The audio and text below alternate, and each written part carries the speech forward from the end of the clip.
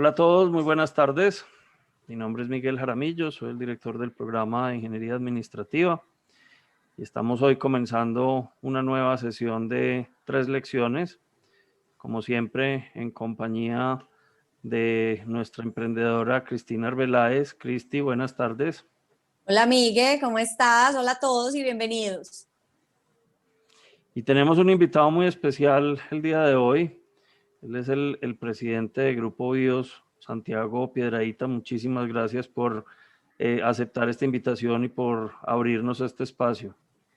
Encantado, Miguel. A ti y a Cristina un agradecimiento muy especial por invitarme pues, a este programa, a compartir lecciones de vida.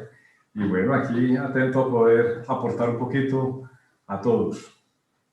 Súper, Santiago, de verdad, mil gracias por aceptar la invitación y como siempre la idea es que arranquemos con que tú nos cuentes un poquito sobre ti, sobre tu trayectoria laboral y dónde estás hoy, antes de que arranquemos con esas 3 lecciones sobre gestión del talento en ambientes volátiles, inciertos y cambiantes.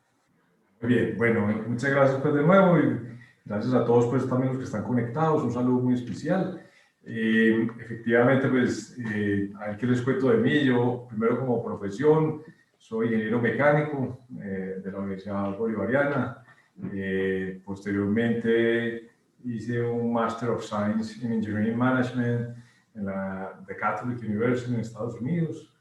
Después, trabajando en Chile, vi que era necesario hacer un tema, pues una formación más en finanzas y allí saqué una especialización en finanzas corporativas en la Universidad Adolfo Ibáñez. Y ya después he tenido programas de formación adicional. Hice el programa de alta dirección empresarial de Rinaldi, de la Universidad de La Sabana, y así otros programas pues, de formación especialmente en liderazgo. En términos profesionales, la verdad yo he tenido como 2 grandes trabajos en mi vida, en el que estoy actualmente. Esta semana cumplí 5 años. Básicamente, como dijeron ahorita en la introducción, yo soy el presidente del Grupo BIOS, la empresa líder del sector agroindustrial en Colombia. Estamos en toda la cadena de proteína, desde las siembras, la importación de granos, pasando por los alimentos balanceados, la genética porcina, los negocios pecuarios, porque somos importantes productores de huevo, de pollo, de cerdo, y hasta llegar al consumidor final, a la mesa, los consumidores finales con esas proteínas a través de una división que tenemos para llegar al consumidor final. Eso es lo que hago hoy día, un negocio súper apasionante, un negocio de infinitas oportunidades, que está ligado básicamente al crecimiento su crecimiento tiene un potencial enorme porque está ligado al crecimiento de la población, del poder adquisitivo, etcétera, etcétera. Eso es lo que hoy hago. Y los 20 años anteriores estuve ligado al grupo Orbis, un grupo que está básicamente en la cadena de químicos y construcción. Allí inicié mi vida profesional. Yo salí de la universidad, me fui para Estados Unidos, como les dije, y a la vuelta entré a trabajar en Andercol, que es la división química del grupo Orbis. Allí estuve muchos años haciendo de todo. Yo arranqué como jefe de planeación, de ahí me fui a Chile, donde estuve cerca de 5 años y medio desarrollando un joint venture que hicimos allá con unos chilenos. Después me regresé y estuve liderando el negocio para la región de América Latina de plásticos que tenía en ese momento Andercol. Posteriormente, en ese proceso hicimos una adquisición importante en Brasil y entonces nos aprobaron que hiciéramos esa inversión, pero que me tenía que ir yo para Brasil. Entonces estuve un poquito menos de 3 años también en Brasil liderando este proceso de adquisición e integración de esa compañía. Y Brasil, que sí es otro mundo. Eso es otro mundo, pero ha sido una parte fundamental. Chévere. En esos aprendizajes, de los cuales ahorita seguramente podré compartirles algunas cosas. Y de ahí tuve otra experiencia bonita, porque en ese momento había un presidente nuevo que había llegado a Orbis. Yo vivía en Brasil y el tipo me invitó a que me viniera para Colombia como vicepresidente de gestión humana. Yo le decía, yo creo que usted no ha entendido qué es lo que yo hago aquí en Brasil. Yo no puedo irme de vicepresidente de gestión humana, yo no sé de eso. Y entonces, bueno, finalmente terminé viniéndome de vicepresidente de gestión humana.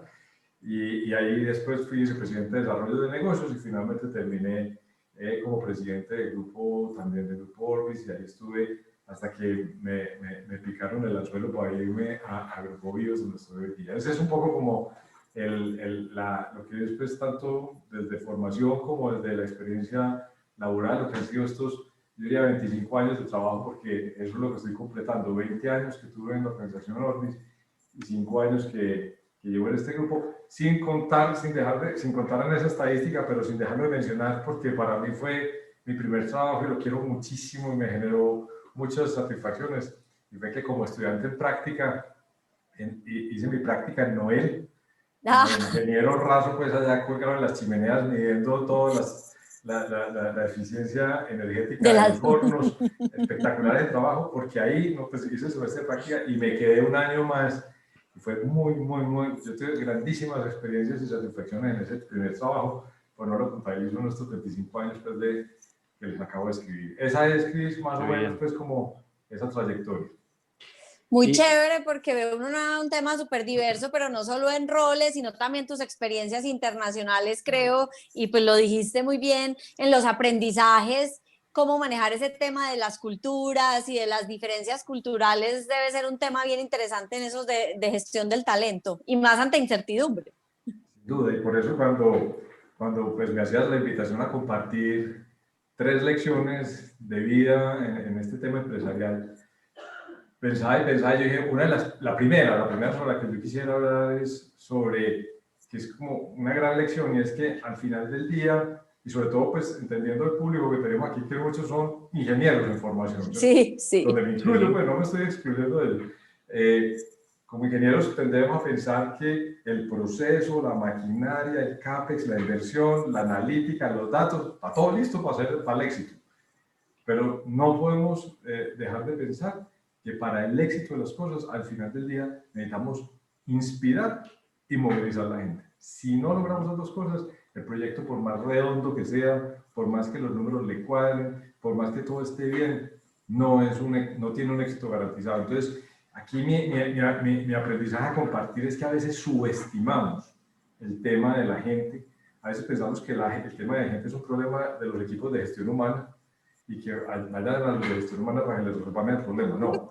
Sí. El tema de la gente es un asunto de cada uno de los líderes, cada uno de los gerentes de la organización es responsable de inspirar y de movilizar a la gente. La gente, por lo general, no se opone a las cosas porque sí. Hemos oído siempre detrás de todo proyecto, detrás de iniciativas muy interesantes, no, fracasaron por la resistencia al cambio. ¿Qué es la resistencia al cambio? La resistencia al cambio es, la gente no se resiste porque sí, la gente se resiste porque no ha entendido probablemente ese proyecto, qué implicaciones tiene. Cada uno de nosotros, lo que hace, cómo participa para que ese proyecto salga adelante. Si la gente no entiende eso, la gente al final es más fácil oponerse que montarse en un bus que uno no sabe para dónde va. Entonces, yo creo que esa es una de las grandes responsabilidades que tenemos los líderes, es inspirar, es movilizar, con complejidades adicionales, como lo decías ahorita, Cris, si estamos frente a culturas diversas. Obviamente, movilizar, inspirar en idiomas distintos. Sí, además. Para hacer frente a una gente que ni lo entiende a uno, hay un reto adicional, ¿cierto? Claro.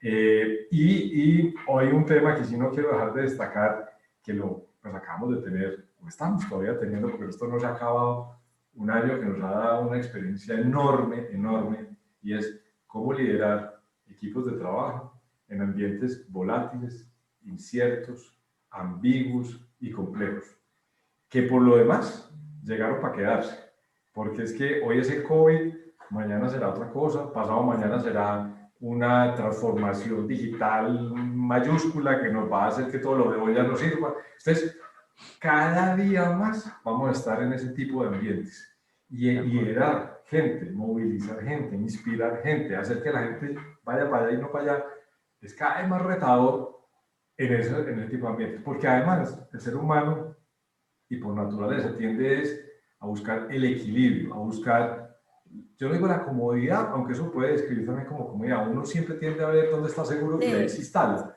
Uno no quiere estar permanentemente en un aguacero, Uno quiere estar en el sereno, donde ya no se moje mucho, ¿cierto? Claro. Y eso le pasa a uno en el trabajo, en la casa, en todo. Entonces uno no quiere estar todo el día al sol y al agua, uno quiere estar resguardado. Y ese es el equilibrio. Y en ambientes volátiles y todo, la gente no quiere estar uno no quiere estar en un COVID todo el tiempo. Y entonces la gente siempre tiende a mirar al jefe o al líder y decir, oiga, ¿esto cuándo se va a acabar? Entonces, uno quiere respuestas, uno no quiere... No sabe, más preguntas. Y todo el mundo espera que el líder incertidumbre. tenga las respuestas a las preguntas. La gente espera que su jefe, su líder, tenga las respuestas. Tenga las respuestas, claro. Y no cosas gaseosas. El problema es que en momentos de volatilidad, de incertidumbre, complejas, ambiguas, no, es imposible tener las respuestas. Entonces, Total. ¿cómo liderar en ese tipo de ambientes? Es un reto aún más importante y por eso mi primera lección aquí sería, y es, ojo con el talento humano, ojo con movilizar, inspirar adecuadamente a la gente, porque eso es un elemento importantísimo en el éxito de un proyecto, de una empresa, de lo que usted quiera, de la dimensión que lo quiera. Diego, de una pregunta ahí con eso que dices que no puedo estar más de acuerdo. Cuando uno dice, listo, inspirar, movilizar, por ejemplo, en este año, ¿tenés algún ejemplo o algunos tips de cosas, de cómo has hecho eso y que hayas visto que te haya funcionado? Pues mira, en términos de este tipo de ambientes, como lo que creo que el ejemplo mayor es el que acabamos de vivir, ¿cierto? El que estamos aún viviendo. Y ahí mi única, mejor dicho, a ver, varios ejemplos sí, o sea, por ejemplo, me voy a remitir primero el pasado, en el de diferencias culturales. Primera recomendación ahí es, uno siempre tiende a hacer las cosas como las ha hecho acá, casi que los de allá son raros porque no entienden, no, venga, los raros somos nosotros allá. Camine cómo hacemos para entender esas culturas, para que no haya un choque cultural en esto. Yo creo que esa es mi primera cosa, es cuando estamos frente a situaciones multiculturales, el problema no es de ellos, el problema es de nosotros. Entonces yo creo que, porque eso siempre tendemos a ponernos de victimarios pues, frente a estos temas, y es que los de allá no quieren, no se movilizan, no sé qué, porque eso son las respuestas típicas. Ahí lo importante es entender esas culturas, adaptar un poquito lo que haya que se pueda a ese tipo de cosas. Y en momentos volátiles, inciertos, ambiguos, como los que acabo de ver, yo sí digo que el COVID, con todas sus dificultades, con todos sus dolores, ha hecho cosas interesantes en términos de nuevas formas de trabajo, la velocidad de cambio de muchos temas, y en este tema en particular, enseñarnos a liderar en esa incertidumbre. Y eso nos ha hecho desarrollar unas habilidades nuevas que probablemente ni teníamos. Donde yo quisiera, frente a tu pregunta, destacar como ejemplo, y es, primero, ser muy coherentes entre lo que decimos y vamos haciendo. Y eso sí es fundamental en el ejercicio del liderazgo. Porque no hay nada que inspire más y movilice más a la gente que un líder coherente.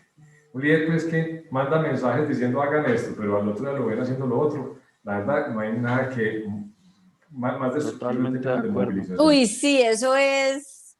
Y lo segundo, el ejemplo es la única forma de educar. Es la más importante. Y lo segundo, yo diría, es pues con humildad. Es que en estos temas, ahora le preguntaba, pues no tengo ni idea. No tenemos ni idea, pero vámonos comiendo esta batalla de a día, pues, ¿cierto? O sea, casi nosotros, que fue uno de los términos que implementamos en el Grupo Video, dijimos, venga, lo primero, definamos unas prioridades para enfrentar esta situación tan difícil.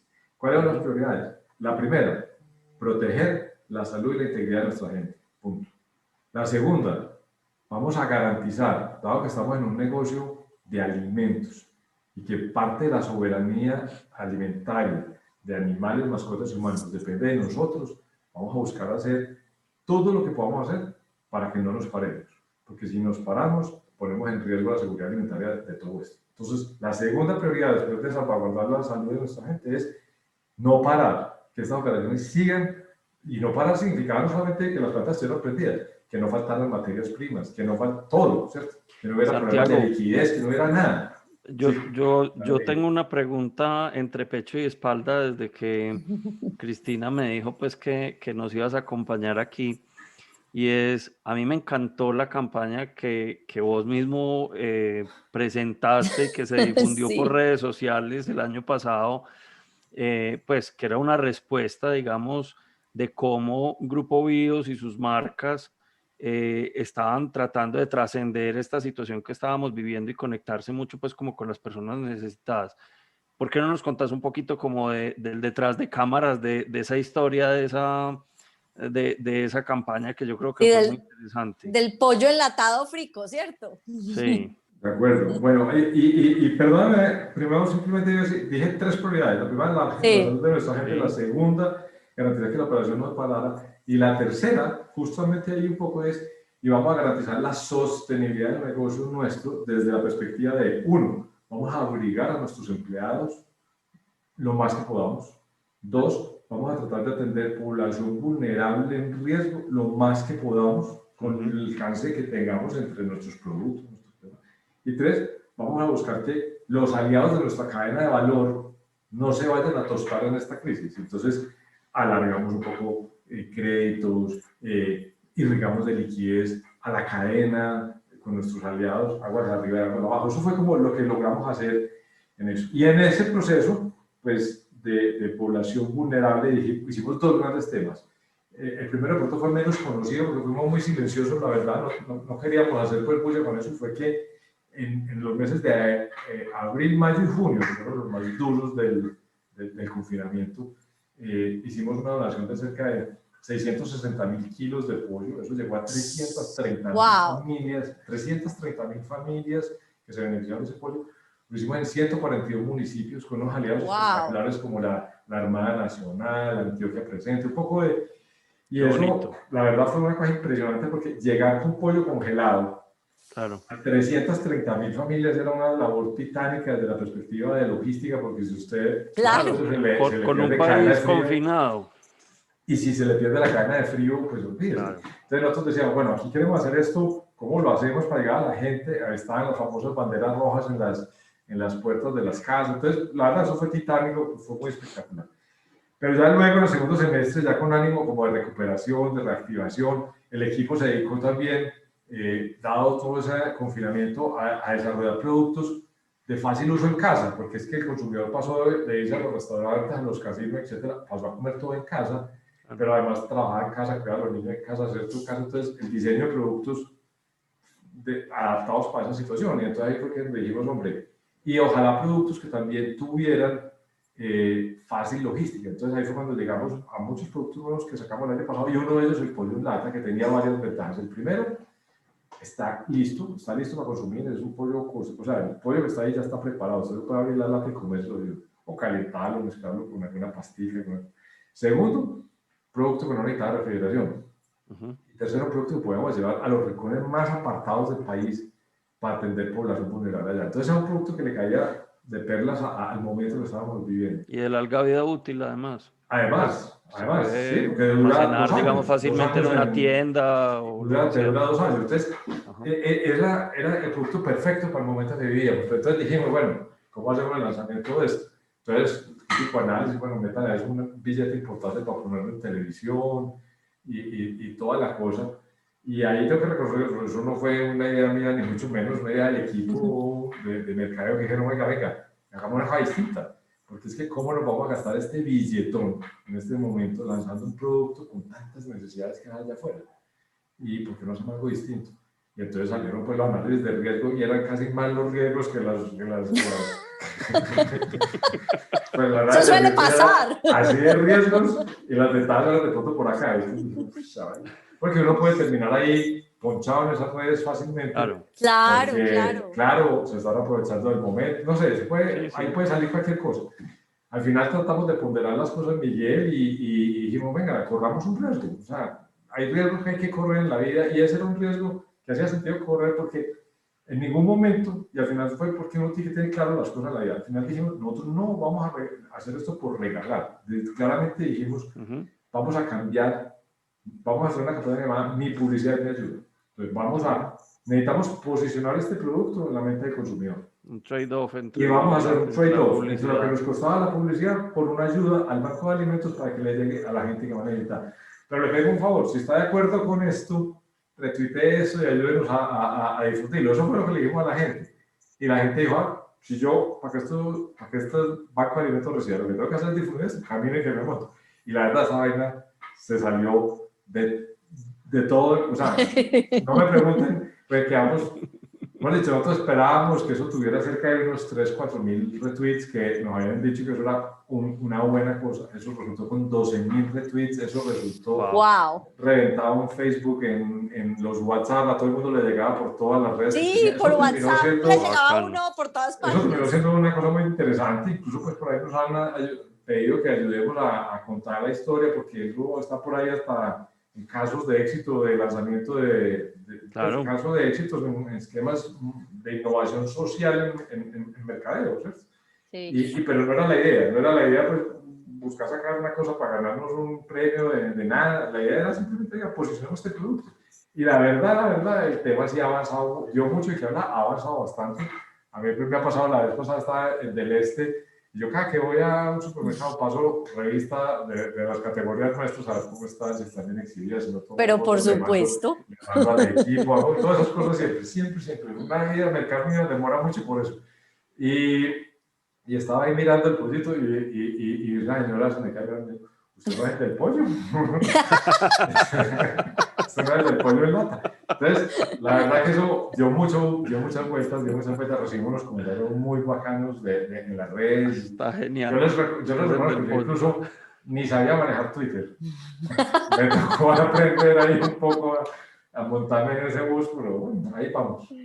Santiago, y me encanta este que cuentas, atado incluso a la lección que estábamos hablando, porque pues es otra manera de movilizar, no movilizar al equipo interno, pero sí movilizar a tus consumidores, y usas más o menos las mismas herramientas, ¿cierto? Como exacto, esa transparencia, esa comunicación directa, como mire, es que lo voy a hacer por esto y por esto, no tratando pues como de que venga, es que simplemente es porque yo quiero vender, sino vea, es que tenemos una razón clara por la que estamos haciendo esto y se la digo de frente y usted verá.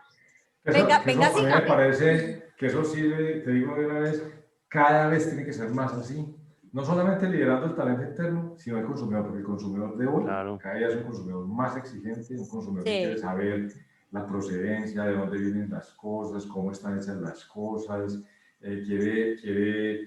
quiere estar seguro, el consumidor de hoy día quiere estar seguro que a quien le esté comprando sea una contraparte seria, que hace bien las cosas, que sea responsable con sus trabajadores, con el medio ambiente. El consumidor de hoy día no es un consumidor que se deja manosear en ese sentido. Entonces yo creo que tener una responsabilidad de ser muy transparente con ese consumidor, yo creo que es súper fundamental hoy día. Yo creo que el mensaje fue muy inspirador realmente, o sea, llegó en un momento en el cual había una gran solidaridad, es decir, estábamos pasando por unos meses duros para la economía colombiana, pero eso también generó que los consumidores y que la gente que veía el mensaje, pues lo captara y se conectara con ese mensaje y con esa intención de retuitearlo, como vos decías, realmente, porque decían, hombre, esta es una manera de ayudar, ¿cierto? De acuerdo. Y además del momento, recuerdo porque, pues, hablando con el padre de Daniel Sandarriaga del Banco de Alimentos, él fue el que, de una otra forma, como que nos acabó de inspirar, porque conversando con él decía, oiga, claramente el país ha sido muy generoso en este proceso. Pues fue altamente generoso en abril, en mayo y en junio, pero la gente se le ha ido apagando la generosidad, pero las necesidades siguen allá afuera cada vez mayores. Necesitamos hacer algo para nuevamente activar la generosidad de la gente y de las empresas. Y ahí fue cuando dijimos, bueno, pues sí, pero es que también el presupuesto para seguir regalando, pues, haciendo donaciones ya se agotó. Entonces ahí fue cuando dijimos, cambiemos algo por algo. Y es cambiar la publicidad por esto, y ahí todos ganamos. Chévere. Y esa fue la cosa, pero debo reconocer que yo fui el mecanismo. La idea es del equipo de mercadeo y toda la cosa, y hicieron un trabajo fantástico. Y me parece que eso se conecta muy bien con esa segunda lección que nos vas a hablar, porque en cierta manera también te estás hackeando la forma tradicional de hacer las cosas.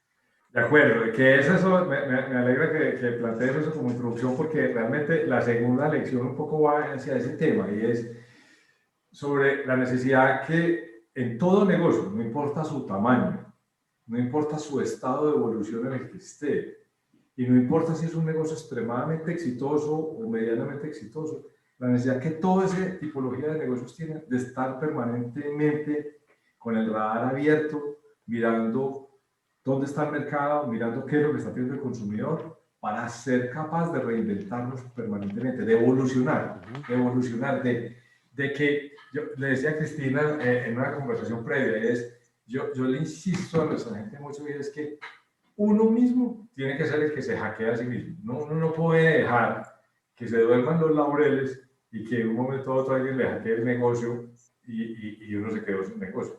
Entonces, ese punto es súper importante y tiende a ser aún más relevante en negocios donde el éxito está por ahí alrededor, ¿cierto? Porque cuando a uno le va bien en algo, ¿para qué cambiar? Si a uno le está yendo bien, ¿para qué ponernos a innovar si de pronto nos tiramos en el negocio, ¿cierto? Que es un poco el mensaje que decías al principio también, que genera cierta comodidad, Claro, el uno pero sentirse total. que si soy líder en una categoría, por ejemplo, Si usted es líder pues rentable, ¿para que se ponga a pegar? exactamente, ¿para qué me voy a poner a romper lo que ya funciona? Pero el problema es que si usted se queda parado en esa zona de confort, lo más importante es que hay alguien por ahí entendiendo su Que ya cadena lo de está valor, pensando. entendiendo qué necesidades hay por ahí no resueltas, cómo hackeas ese negocio y termina uno dormido en los laureles y sin negocio, ¿cierto?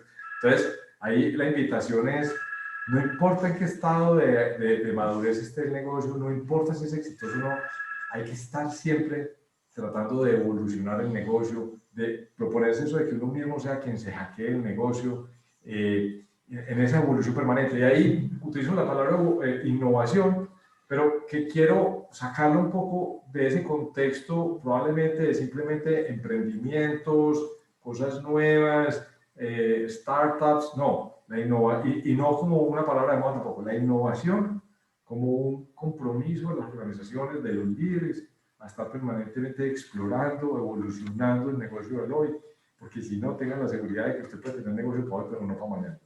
De acuerdo. Ese es como Y muy chévere eso que dices también, como de que no necesariamente es lo que está de moda, así como no necesariamente es la innovación solo del producto, pues lo que hablamos fue una innovación, pues había innovación de producto, pero fue una innovación de marketing, de cómo Claro, comunicarte con el consumidor. de acuerdo. También hay miles de posibilidades de evolución y de hackearse uno mismo en los procesos internos de todas las áreas, Sin ¿cierto? duda. Cómo lo piensa uno, no solo en lo que es de cara al cliente, sino también interno. Sin duda, sin duda. Y esa es la invitación siempre, o sea, la innovación claramente es de producto, que es la que percibimos más como consumidores, pero la innovación es de proceso, hay innovación social también. Yo creo que parte del lanzamiento que decíamos, no solamente es una innovación de mercadeo, sino que al final del día es también un poco de una innovación social. Como lo fueron en su debido momento las famosas escaleras eléctricas de la comuna, Sí, ¿cierto? De la comuna. Una escalera eléctrica, ¿cuál innovación? Lo que pasa es que una escalera eléctrica puesta al servicio de la comunidad para un sistema de transporte, para que la gente se moviliza. Entonces, una escalera que era una escalera que llevaba 30 años en el mercado o más, terminó siendo una innovación social premiada incluso por la comunidad internacional, ¿cierto? Entonces, Sí. ese es el concepto que tenemos que poner sobre Ahora, Santiago, una pregunta ahí, digamos, en esta lección de uno estar como en ese mindset permanente de estarse hackeando el negocio, es nuestra cultura corporativa y nuestra cultura colombiana es una cultura muy como de dar pasos muy seguros. Entonces, a veces eso en las organizaciones también genera como una lentitud en los procesos de innovación porque la gente le da miedo proponer algo porque si de pronto esto no funciona, pues entonces peligra mi puesto o alguna cosa por el estilo. Digamos que en tu experiencia liderando el equipo en ese proceso de permitir que el equipo esté también hackeándose y generando esto, ¿cómo has trabajado el tema de poner a la gente a que efectivamente voten ideas locas y miremos a ver cómo hacemos este ejercicio, cómo balancear esas dos cosas? Ese, sin lugar a dudas, Miguel, es uno de los grandes restrictores de que esto camine más, ¿cierto? De ahí, pues, no quiero decir que seamos perfectos en eso, pero pero creo que hemos logrado evolucionar un poquito. Yo diría con varias como aprendizajes que quisiera obviamente compartir y podemos poner hasta ejemplos. El primero es, obviamente, parte de lo que nos preocupa en esos procesos que tú dices es pues, la estabilidad financiera de una organización, ¿cierto? Porque si uno vaya a un piloto que si sale mal, nos podemos quebrar. Entonces uno dice, oiga, venga. Entonces ahí empieza todo el mundo a mostrar el análisis de riesgo, la cosa, entonces no hagamos nada, ¿cierto? Entonces, una primera recomendación es ensayar en chiquito.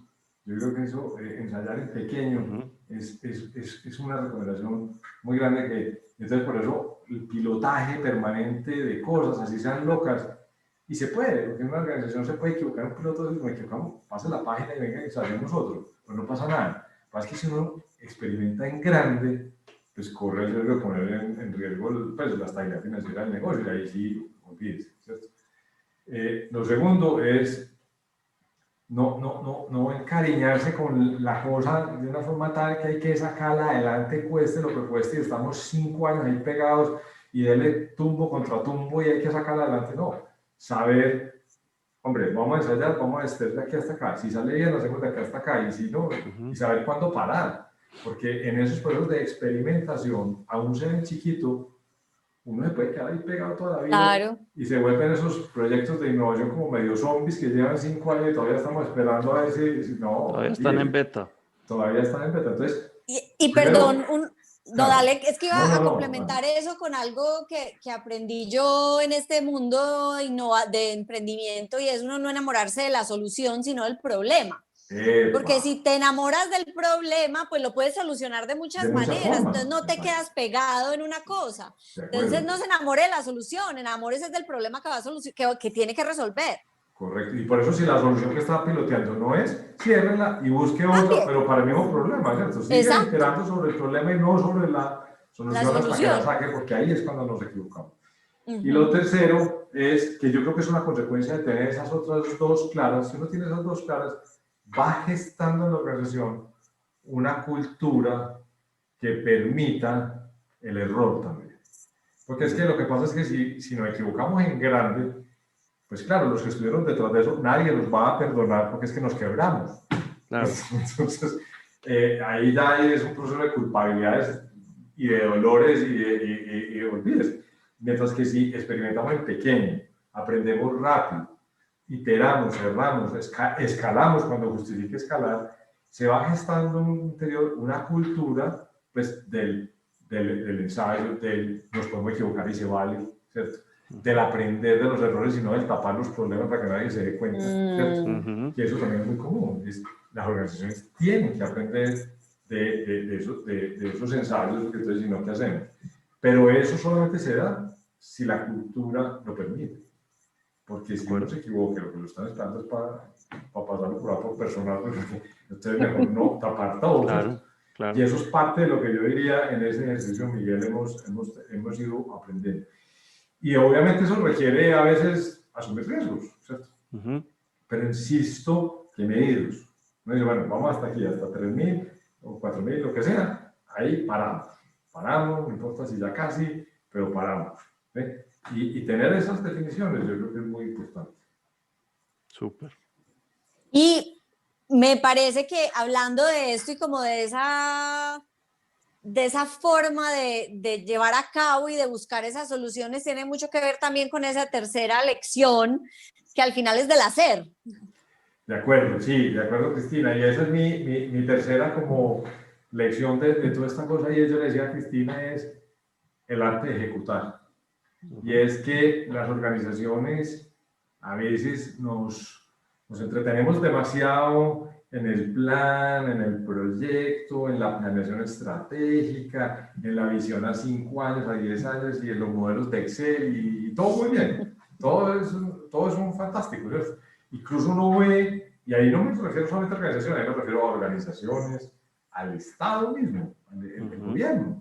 El gobierno es un mago del Excel, del PowerPoint, pero malito en ejecución, ¿cierto? Entonces, por eso uno ve, y ejemplos, pues, no quiero ni entrar pues, aquí en temas que podamos tener grandes diferencias, pues, ni política ni mucho, pero voy a dar un ejemplo sencillito, el proceso de paz. Yo creo que la planeación, la idea bonita, la ejecución muy floja. Y por eso ha pasado lo que ha pasado. Por eso se nos ha rearmado los grupos en el campo. Por eso ha pasado lo que ha pasado, porque la ejecución, pues Santos dijo, bueno, ahí les quedó ya la paz. No, ¿cuál la paz? Quedó el PowerPoint de la paz, venga a ver, ejecutemos, ¿no es cierto? Y eso es muy distinto. Eso es muy distinto. Igualito, llevémoslo a las empresas. Pues, a veces las empresas nos pasan, no, ya, listo eso, ya lo aprobaron. Tenemos proyectos, ¿para qué tenemos proyectos? Falta todavía volver a una realidad.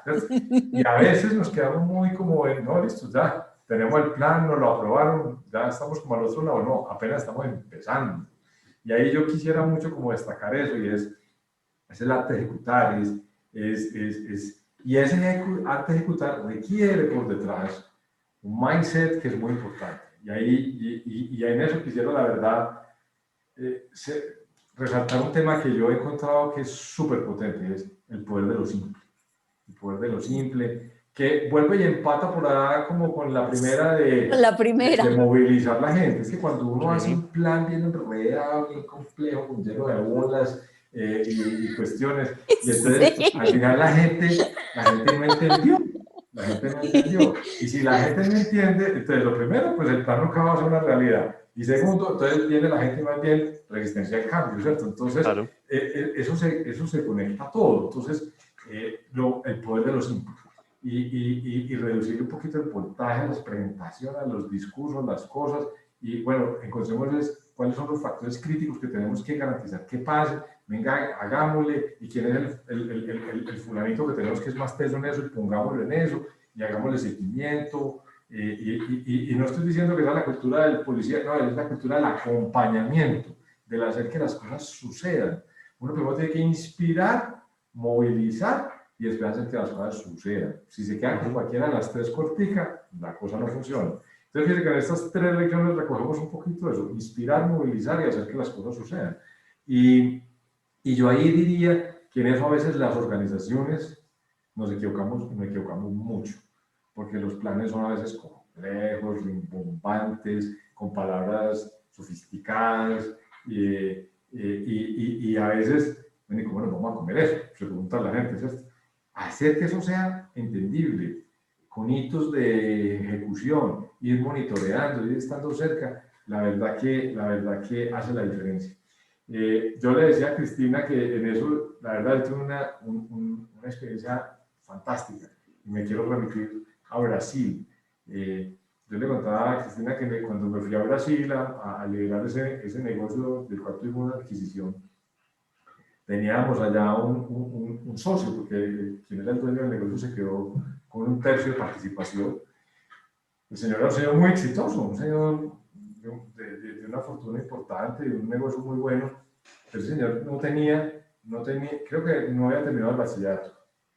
Era un hombre absolutamente brillante, a mí me encantaba, era un hombre de lecciones de vida, era un hombre de la ejecución. A él no le pregunté mucho el plan, de pronto se pasaba un poquito también, era un hombre muy brillante, pero en la ejecución era un maestro. En la ejecución era un maestro, acompañaba a los equipos. En el planeamiento de pronto le faltaba, y yo no quiero decir que uno tenga que ser de un extremo a otro, yo lo que digo es que uno tiene que ser balanceado. Claro. Vamos a tirarnos al agua sin plan, no estoy diciendo eso. Lo que estoy diciendo es, así como le damos a la planeación, hay que darle a la ejecución, ¿sí? Y en eso uno ve que hay que estar con los pies en la tierra, que hay que estar con los ojos abiertos, porque entonces cuando uno está ejecutando así, se da cuenta si las condiciones le cambian también, porque es que en un proyecto a veces, después de un año estoy en un proyecto grande en medio de esta pandemia, y la pandemia cambió los hábitos del consumidor, y usted sigue ejecutando su proyecto tal cual como decía el libreto, cuando salga se tuesta.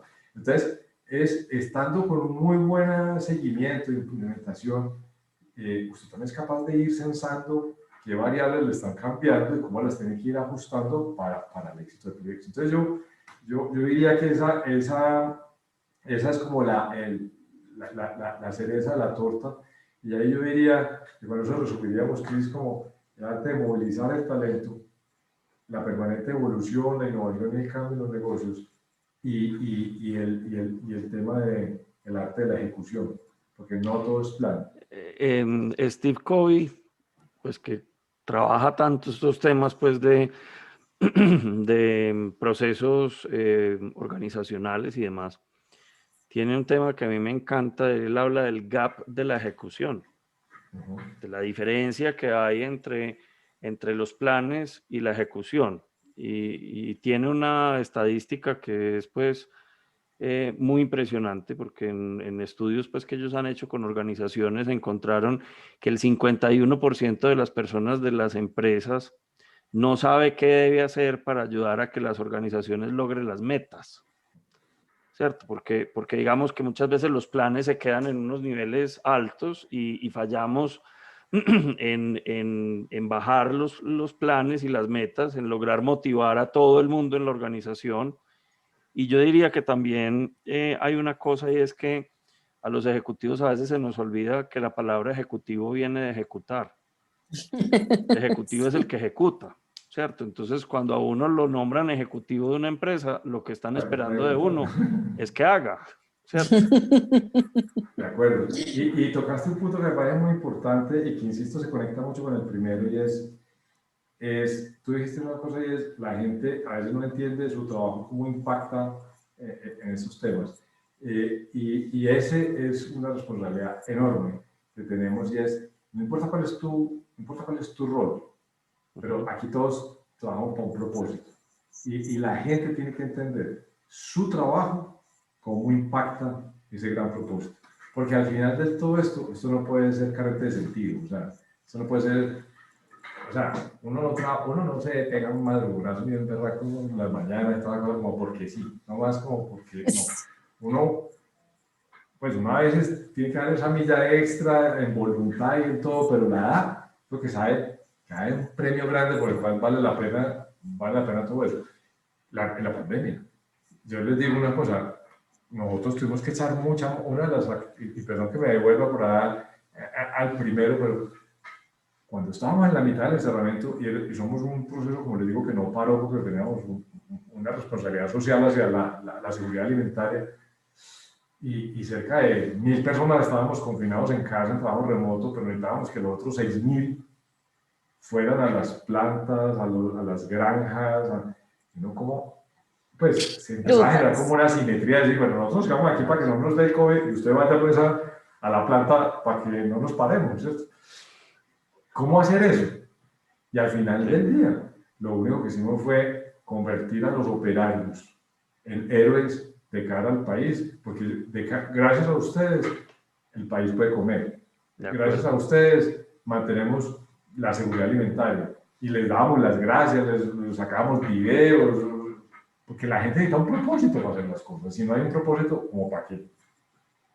Y sí, total. Eso lo conecto no solamente con la ejecución, sino con la primera, de movilizar. Claro, la gente se moviliza porque entiende que lo que hace tiene un sentido. Y si las cosas no tienen sentido en la vida, la verdad es conectar el propósito organizacional con el propósito personal, que yo creo que ese es un éxito rotundo cuando uno tiene de verdad colaboradores que están, digamos, comprometidos con su trabajo, no solamente para llegar pues a cumplir un horario y hacer pues lo que el jefe diga, sino porque hay de verdad un convencimiento de que lo que yo estoy haciendo le suma a un propósito mayor.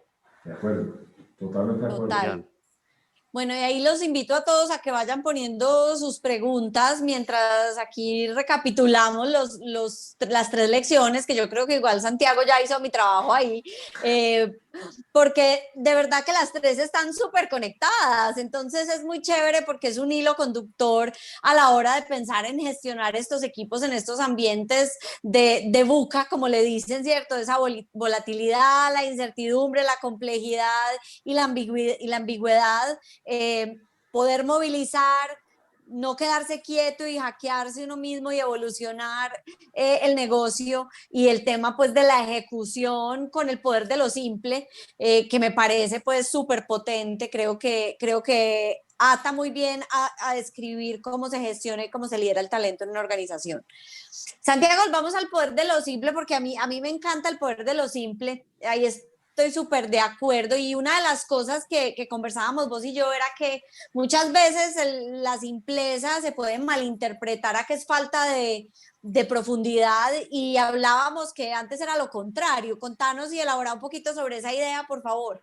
Sí, muy buen punto, porque no quiero que eso se vaya a malinterpretar, que se presta fácilmente Sí, total. para un malentendido, y es el poder de lo simple no es sinónimo de superficialidad, entonces no profundicemos mucho ahí, vamos aquí por la ramita, no, es mucha profundidad, mucho entendimiento, mucha investigación, pero simple a la hora de ejecutar, ¿sí? Sin mucha parafernalia, y simple sobre todo en la forma, reduzcámosle forma a las cosas y metámosle más fondo, ¿sí? Entonces, ese poder de lo simple es muy importante y me alegra que me hayas hecho esa precisión porque no lo dije, pero no quiero que se vaya a confundir esos dos términos, simple con superficial. Para nada estamos invitando a la superficialidad, todo lo contrario, mucha investigación de mercado, mucha investigación de consumidor, muchos números, mucho entendimiento de una variable cómo impacta a otra. En eso hay que ser muy profundos, pero simples a la hora de ejecutar. Total, y yo ahí le contaba a Santiago, Miguel y audiencia una anécdota de un libro que me encantó, que lo leímos cuando yo estaba en familia, que es el de Jorge Valdano, de los 11 poderes del líder, y contaba, uno de los poderes es de hecho el poder de lo simple, y contaba una anécdota de Churchill que le iban a hacer una entrevista y él decía, ¿cuánto tiempo tengo? Ah, no, si tengo 1 hora, pues empecemos ya, pero si tengo 10 minutos, me tiene que dar una semana para prepararme, para poder dar mi mensaje completo en 10 minutos. Entonces, muestra realmente la importancia, pues lo difícil que es simplificar la complejidad, pero que si uno logra hacerlo, pues es mágico. Y es que tocas un punto muy interesante, porque es que es una cosa que yo siempre trato con la gente, venga, vamos a tener esta reunión, al final del día, cuando salgamos de la reunión, ¿cuáles son las 3 cosas con que la gente tiene que ir? Porque a veces uno está en una reunión 2, 3 horas, eso va y viene, y al final uno sale como cuando entró, o peor de cuando entró. Pero la pregunta es, ¿qué nos llevamos de esto? Y uno difícilmente puede llevar más de 3 cosas, si no, no se va a acordar de ellas. Entonces, por eso 3 lecciones. Por eso 3 lecciones. No, la verdad, es que si fueran 5, 6, 7 lecciones, nadie se acuerda de ellas. De 3, la gente se acuerda. 3 es el número mágico. Total, por eso no son 3 lecciones. Porque ustedes sean los actores del tema, sino porque la verdad, 3 es un número mágico en la capacidad de la gente de acordar.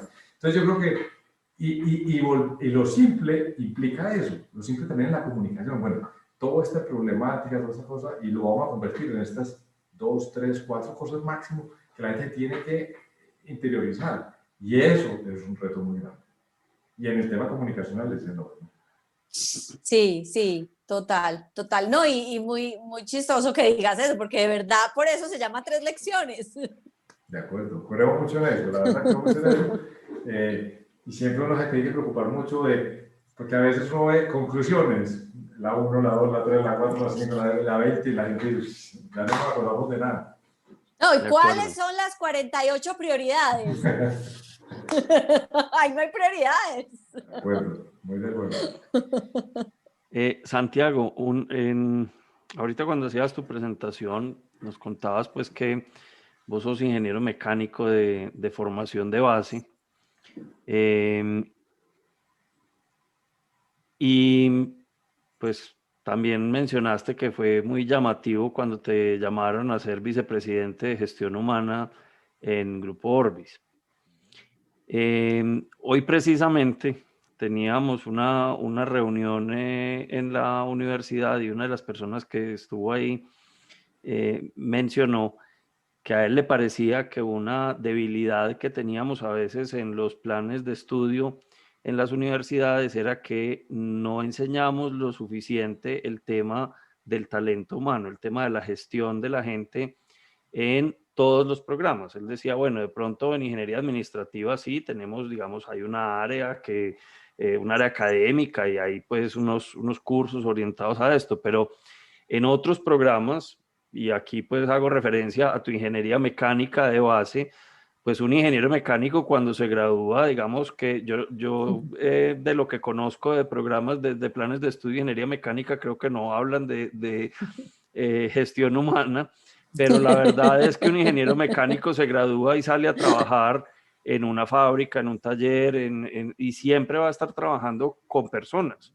Y tiene que ese reto, digamos, de liderar ese equipo de personas a su alrededor. ¿Cómo fue esa transición, digamos, de vos a encontrarte con este poder de la gente y desarrollarte en ese espacio, pues, de liderazgo?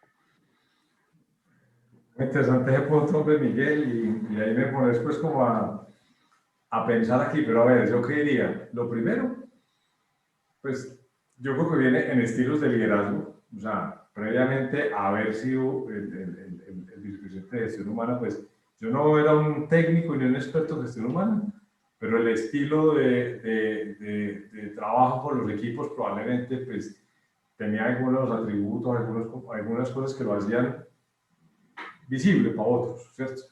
Cercano, ese tipo de cosas.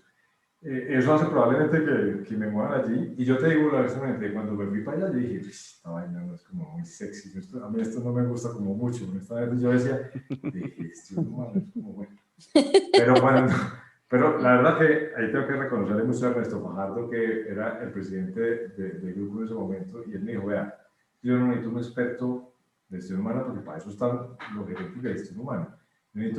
Estamos haciendo un proceso de transformación organizacional y yo quiero que la persona que esté liderando ese proceso de transformación organizacional sea un conocedor del negocio, no de las cosas de gestión humana, un conocedor del negocio para que hagamos esa transformación organizacional y cultural desde el conocimiento del negocio y no desde la teoría de gestión humana.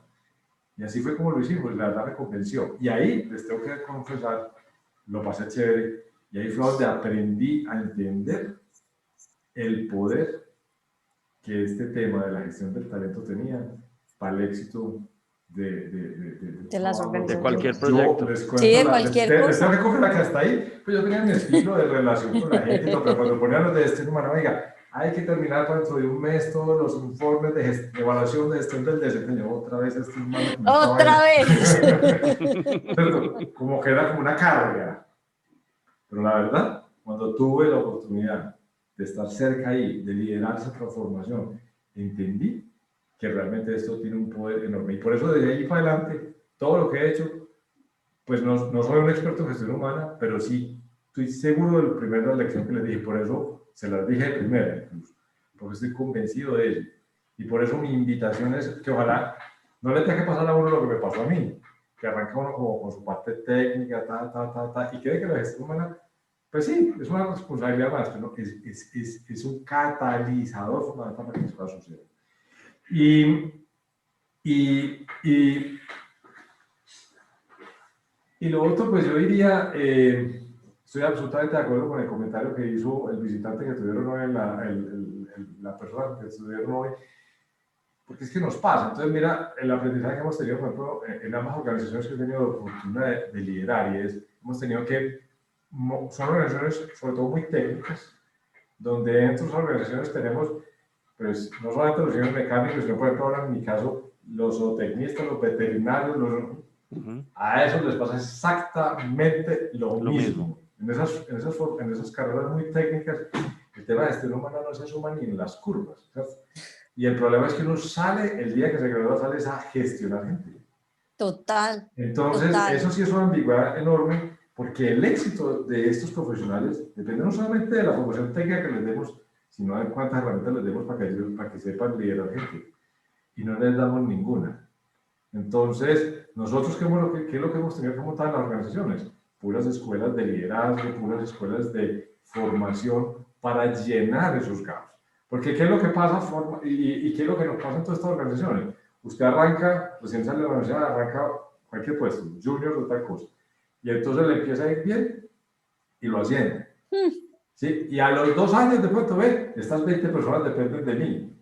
Y entonces tiene un poco de gente que depende de usted y a usted nunca nadie le ha dado herramientas de cómo ser un líder exitoso. Nunca nadie le dio. Y entonces, ¿cuál es su único ejemplo? Su jefe. Si tuvo la fortuna de tener un buen jefe y aprendió en esos 2 años, buenísimo.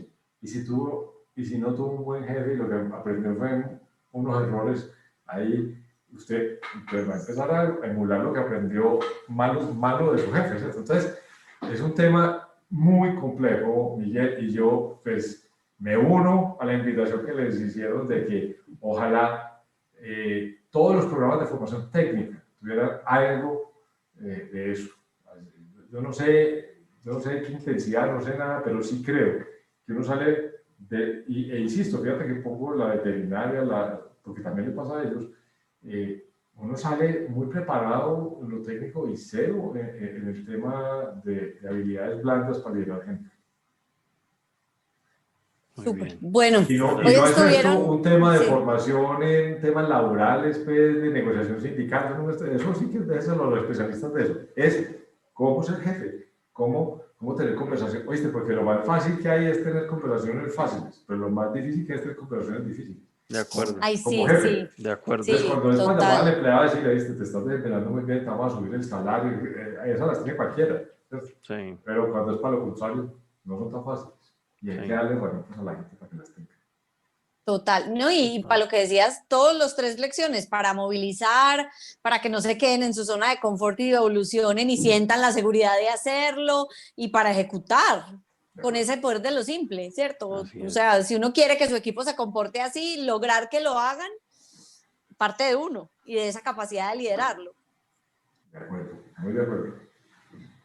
Bueno, no, súper. Santiago, creo que ya se nos acabó el tiempo y hoy estuvieron todos muy callados, pocas preguntas creo que fueron más nuestras, pero igual estuvo súper chévere la conversación. De nuevo, agradecerte por haber aceptado la invitación y por haber estado conectado acá con nosotros esta horita. No, encantado, muchísimas gracias a ustedes y en lo que pueda aportar, ya saben, pues estoy más que disponible. Muchísimas gracias, Santiago. Nos has dejado unas lecciones espectaculares en esta tarde.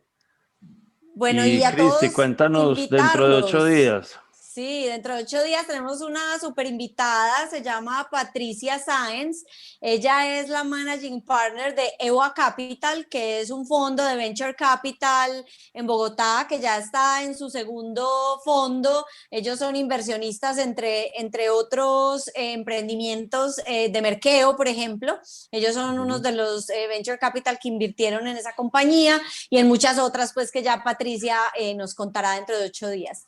Y ella va a hablar de las 3 lecciones del tema de Venture Capital o de este capital de riesgo para emprendedores. Entonces, todos estos estudiantes y no tan estudiantes como yo que queremos emprender, va a ser una conversación muy chévere con ella para aprender sobre ese tema. Espectacular. Entonces, nos vemos dentro de 8 días. Si quieren activar los anuncios del canal, pues se pueden suscribir. Recuerden que también estamos subiendo estas conversaciones de 3 lecciones en versión de audio, la pueden escuchar después en Spotify. Muchísimas gracias, Santiago, de nuevo. Muchas gracias a todos por acompañarnos hoy en esta conversación y creo que nos vamos con unas lecciones muy importantes. De acuerdo, entonces nos vemos a la misma hora, 5 de la tarde y hasta pronto.